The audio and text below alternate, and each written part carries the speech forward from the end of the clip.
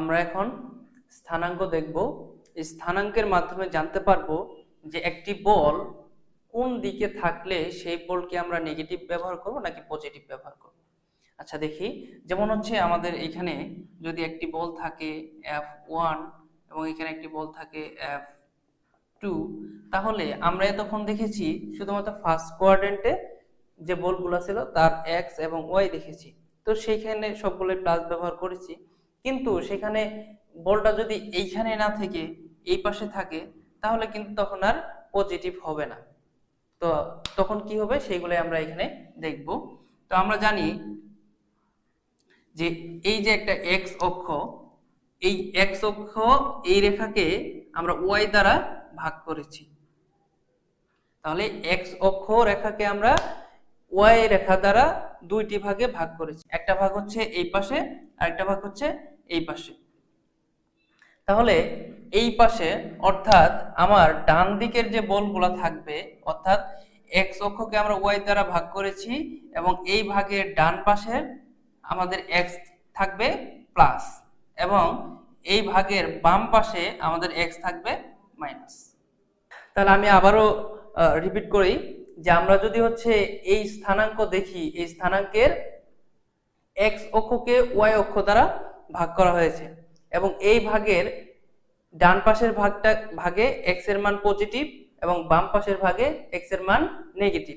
এবং সেম ভাবে যদি দেখি এই একটা ওয়াই অক্ষ, এই ওয়াই অক্ষকে আমরা এক্স দ্বারা দুই ভাগে ভাগ করছি, একটা হচ্ছে উপরের ভাগ আর একটা হচ্ছে নিচের ভাগ। তাহলে উপরের ভাগে ওয়াই এর মান হচ্ছে পজিটিভ, পজিটিভ লিখবো, এবং নিচের ভাগে ওয়াই এর মান হচ্ছে নেগেটিভ। তাহলে এইভাবে আমরা দেখতে পাই যে আমরা যখন এই ঘরে বল থাকবে তার এক্স উপাংশ পজিটিভ হবে, ওয়াই উপাংশ পজিটিভ হবে। যখন এই ঘরে বল থাকবে তার এক্স উপাংশ নেগেটিভ হবে, ওয়াই উপাংশ নেগেটিভ হবে। যখন এই ঘরে বল থাকবে তখন তার এক্স উপাংশ পজিটিভ, ওয়াই উপাংশ নেগেটিভ। এবং যখন এই ঘরে বল থাকবে তখন এক্স ওয়াই দুইটারই নেগেটিভ দিতে হবে। আচ্ছা, আমরা হচ্ছে এখন একটা উদাহরণ দেখব যে আমরা কোন বলগুলা কোন দিকে নেগেটিভ পজিটিভ করব সেগুলো দেখব। তাহলে আমরা জানি যে এরকম হচ্ছে একাধিক বল থাকলে লব্ধি নির্ণয় করার জন্য প্রথমে কি করি, আমরা সামেশন এফ এক্স এবং এফ ওয়াই নির্ণয় করি। তো সামেশন এফ এক্স যদি নির্ণয় করি এখানে কি আসবে, এই প্রথম বলটাই আমরা 20 নিউটন থেকে শুরু করব। আমরা কি লিখি, 20 নিউটন cos 30 ডিগ্রি, এটা তো পজিটিভ ছিল, আমরা পজিটিভ লিখছি। এখন 30 ডিগ্রি বল, এটা সেকেন্ড কোয়াড্রেন্ট, অর্থাৎ এক্স অক্ষের ডান পাশে বলেছিলাম পজিটিভ এবং এই বলটা এক্স অক্ষের বাম দিকে আছে, তাহলে আমরা কি লিখবো, নেগেটিভ। Minus 30 cos 30 degree. এরপরে এই 6 নিউটন বলটা, এই 6 নিউটন বলটা কি এক্স অক্ষের বাম দিকে আছে, তাহলে এটাও কি করতে হবে, নেগেটিভ লিখতে হবে। Minus 6 cos 50 degree. আরেকটি বল আছে যেটা হচ্ছে 40 নিউটন, এই বলটা কি এক্স অক্ষের ডান দিকে আছে, তাহলে যদি ডান দিকে থাকে তাহলে কি হবে, পজিটিভ, প্লাস 40 cos 20 ডিগ্রি।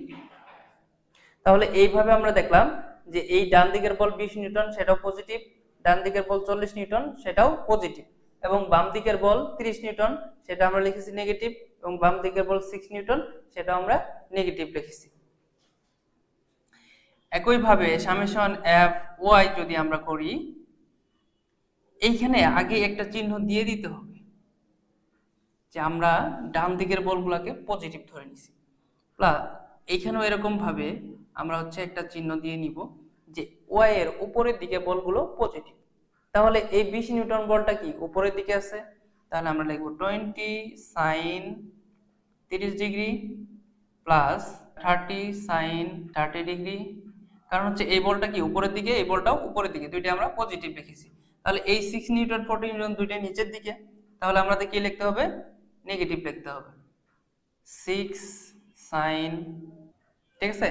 তাহলে হচ্ছে আমরা এই দুইটাকে সমাধান করব, সমাধান করে এফ সামেশন এফ এক্স এবং এফ ওয়াই এর মান নিয়ে নিই। তাহলে এটাকে যদি আমরা ক্যালকুলেশন করি তাহলে আমরা পাবো 25.07 নিউটন, এবং এইটাকে যদি আমরা ক্যালকুলেশন করি তাহলে আমরা পাবো 6.723 নিউটন।